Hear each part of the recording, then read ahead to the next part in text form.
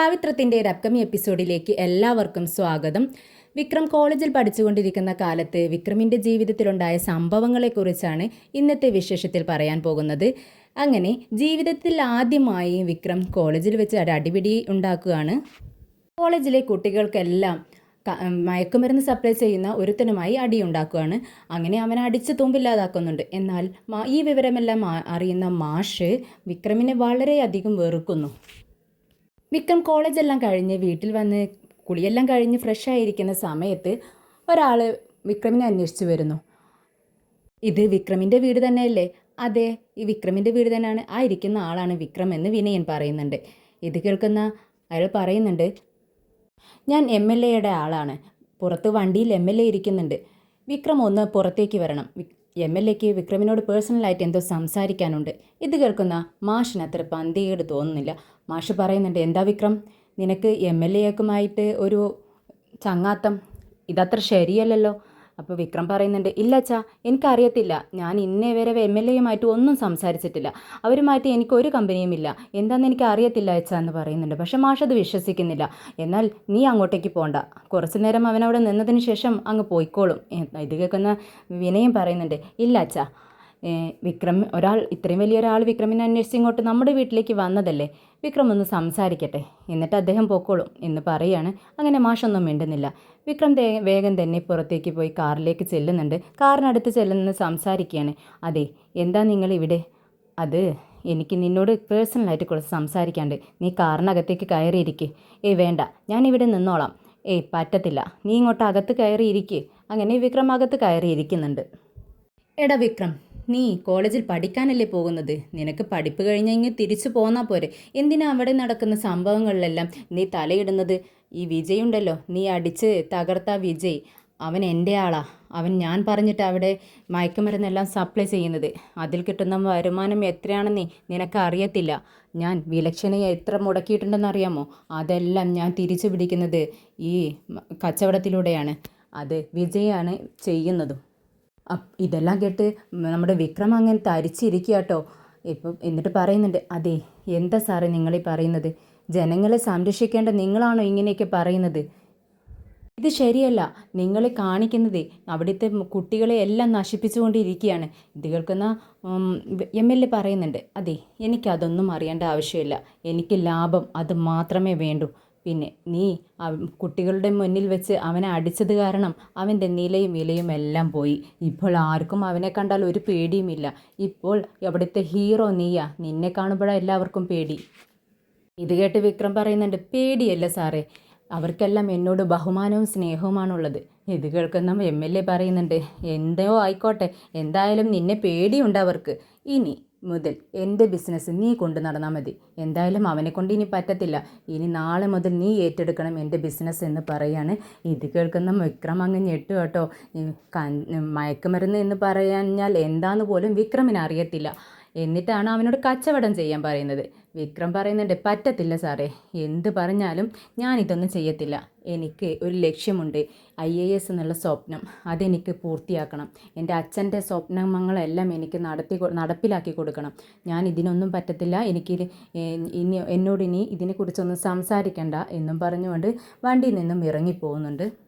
എന്നാൽ അയൽവക്കക്കാരെല്ലാം ഇത് ശ്രദ്ധിക്കുന്നുണ്ട്. MLAയും വിക്രമും കൂടി സംസാരിക്കുന്നത്. അവർ മാഷിൻ്റെ അടുത്ത് വന്ന് ചോദിക്കുന്നുണ്ട്, എന്താ മാഷേ, MLAയും മകനുമായി ഒരു ചങ്ങാത്തം, ഇതത്ര ശരിയല്ല കേട്ടോ, അദ്ദേഹം അത്ര നല്ല പുള്ളിയൊന്നും അല്ല. ഇത് കേൾക്കുന്ന മാഷിന് ആകെ ചമ്മലാവുകയാണ്. മാഷിനെ അറിയാം അയാൾ അത്ര ശരിയല്ലെന്ന്. മറ്റുള്ളവർ കൂടി പറഞ്ഞു കേട്ടപ്പോൾ ആകെ വല്ലാതായി നിൽക്കുകയാണ്. എന്താണ് പറയേണ്ടതെന്ന് അറിയുന്നില്ല.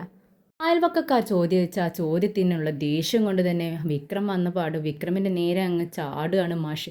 എന്താണ് നിനക്ക് അദ്ദേഹവുമായി ഒരു ചങ്ങാത്തം? എന്താണ് അവൻ സംസാരിച്ചത്? നീയല്ലേ പറഞ്ഞ അവനുമായി ഒരു ബന്ധവുമില്ലെന്ന്, എന്നിട്ടാണോ ഇത്ര നേരം സംസാരിച്ചിരുന്നത്? നീ എൻ്റെ സ്വപ്നങ്ങളെല്ലാം തകർത്ത് കളഞ്ഞല്ലോടാ. ഇതിനു വേണ്ടിയായിരുന്നോ എന്നെ ഞാൻ ഇത്രയും പഠിപ്പിച്ച് മിടുക്കനാക്കി മാറ്റിയത്? എന്നിട്ട് അവസാനം കൊണ്ടുപോയി എല്ലാം ഉടച്ചല്ലോടാ നീ. എൻ്റെ പ്രതീക്ഷകളെല്ലാം പോയല്ലോ. ഇനി ഞാൻ മറ്റുള്ളവരുടെ മുന്നിൽ എങ്ങനെ നോക്കും, എങ്ങനെ തല ഉയർത്തി നിൽക്കും എന്നൊക്കെ പറഞ്ഞുകൊണ്ട് മാഷിൻ്റെ വിഷമങ്ങൾ അങ്ങനെ പറയുകയാണ്.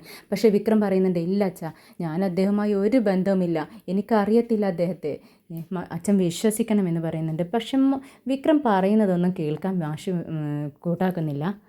പിന്നീട് വിക്രം കോളേജിലേക്ക് വരുന്ന സമയത്ത് കുട്ടികളെല്ലാം പതിവില്ലാതെ വിക്രമിനെ നല്ല ബഹുമാനത്തോടു കൂടിയും ചിലവർ കുറച്ച് ഒരല്പം ഭയത്തോടു കൂടി നോക്കുന്നുണ്ട്. വിക്രം ഇത് ശ്രദ്ധിക്കുന്നുണ്ട്.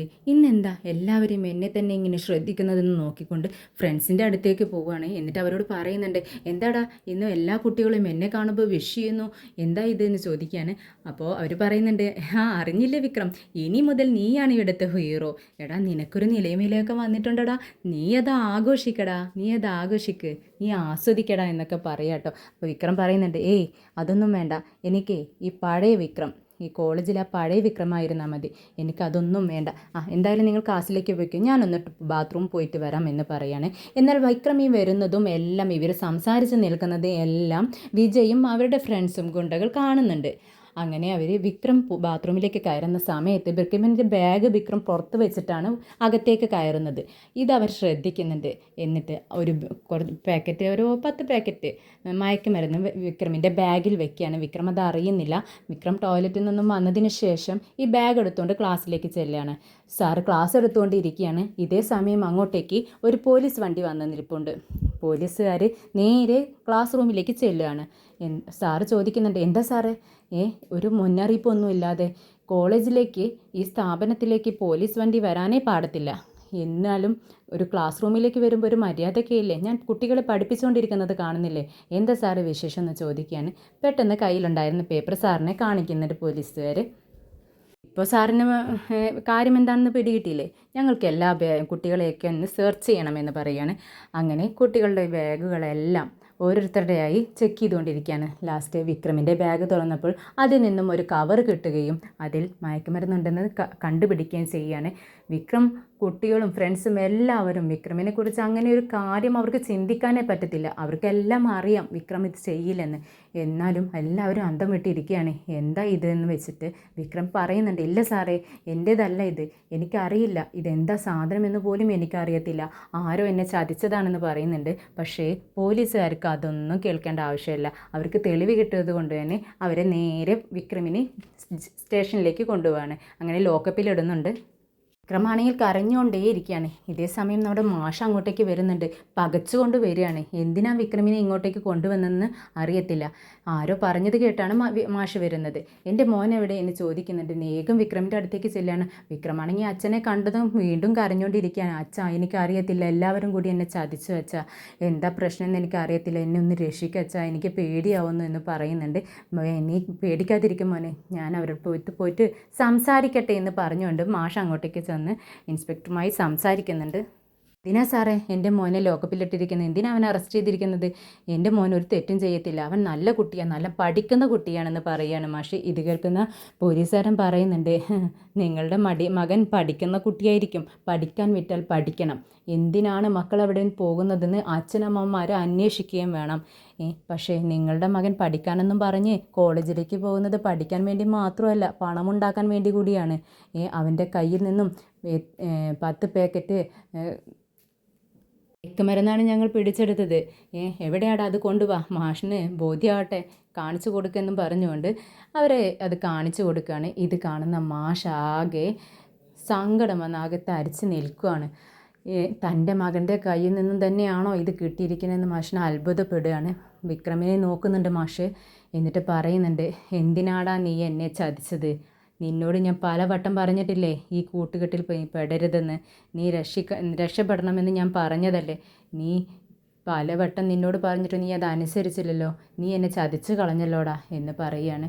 അങ്ങനെ മാഷ് പറയുന്നുണ്ട്, പോലീസുകാരോട് പറയുകയാണ്, നിങ്ങൾ എന്ത് വേണമെങ്കിലും ചെയ്തോളൂ, അവൻ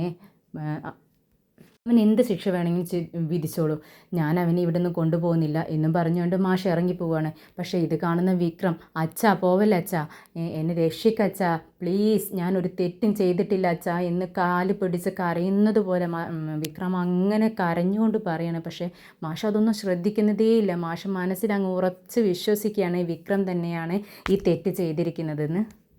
മാഷ് വേഗം തന്നെ വീട്ടിലെത്തുന്നുണ്ട്. എല്ലാവരും കാത്തു നിൽക്കുകയാണ്. വിക്രം ഇങ്ങനെ ജയിലിലാണെന്ന് അറിയുന്നുണ്ട്.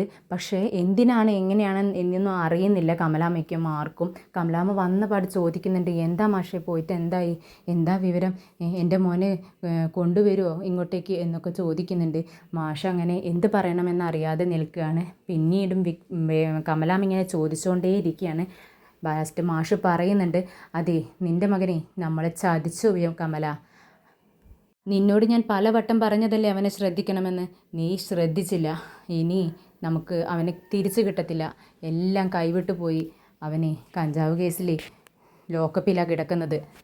എന്നാൽ കമലാമ്മ അലമുറയിട്ട് കരയുന്നുണ്ട്. ഇല്ല, എനിക്ക് വിശ്വസിക്കാൻ പറ്റത്തില്ല, എൻ്റെ മോൻ അങ്ങനെ ഒരു തെറ്റും ചെയ്യത്തില്ല എന്ന് കമലാമ്മ ഉറച്ച് വിശ്വസിക്കാൻ നമ്മുടെ മാഷിനോട് ഇങ്ങനെ തുറന്ന് പറയുന്നുണ്ട്. നമ്മുടെ മോനൊന്നും അങ്ങനെ ചെയ്യത്തില്ല മാഷെ, പോയി രക്ഷിച്ചുകൊണ്ട് പോവാ, ഇനി മാഷിന് വയ്യാന്നുണ്ടെങ്കിൽ ഞങ്ങൾ ചെന്ന് അവനെ ഇറക്കിക്കൊണ്ട് വരാം എന്നും പറഞ്ഞുകൊണ്ട്, എടാ വിനയ വിശ്വ വാടാ എന്നും പറഞ്ഞുകൊണ്ട് അവരെയും വിളിച്ചുകൊണ്ട് പുറത്തേക്ക് പോകാൻ വേണ്ടി നിൽക്കുന്ന സമയത്ത് മാഷ് നിൽക്കവിടെ, എങ്ങോട്ടൊക്കെ ഈ പോകുന്നത്?